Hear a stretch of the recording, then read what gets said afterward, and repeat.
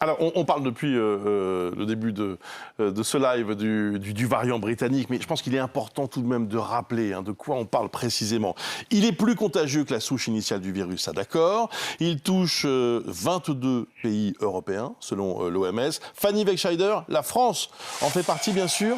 Où avons-nous détecté sa présence ? Eh bien, sur presque l'ensemble du territoire français désormais. Vendredi dernier, Santé publique France parlait d'une vingtaine de cas sur 7 des 13 régions françaises.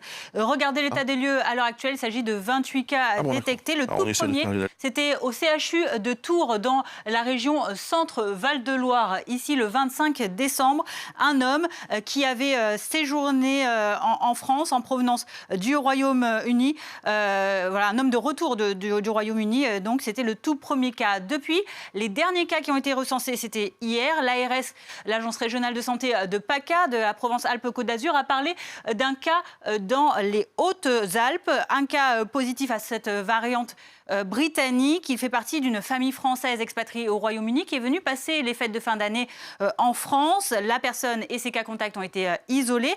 Elle est issue, cette personne, de cette famille dont on a trouvé un patient zéro à Marseille.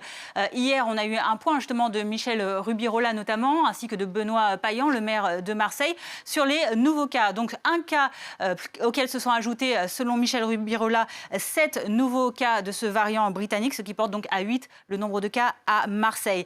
Ce qui est plus surprenant, c'est qu'il y a aussi un cas autochtone, c'est-à-dire qu'il n'a aucun rapport, qui n'a pas voyagé ou côtoyé des personnes en provenance du Royaume-Uni. Il a été détecté il y a quelques jours, en tout cas on l'a annoncé, en Île-de-France.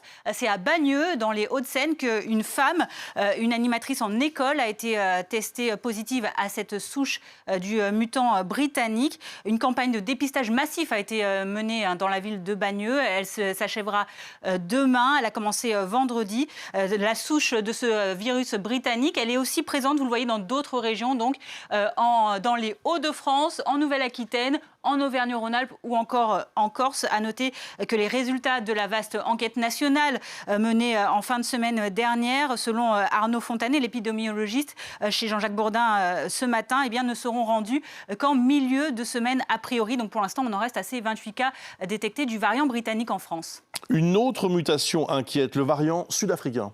Oui, alors elle inquiète également, mais dans une moindre mesure, en tout cas pour l'instant. Il est tout aussi contagieux que le variant britannique, celui d'Afrique du Sud, mais il est moins répandu pour le moment. Seulement 3 cas sont détectés dans 2 régions de France, le Grand Est et la région PACA. Merci beaucoup, Fanny, pour toutes ces précisions.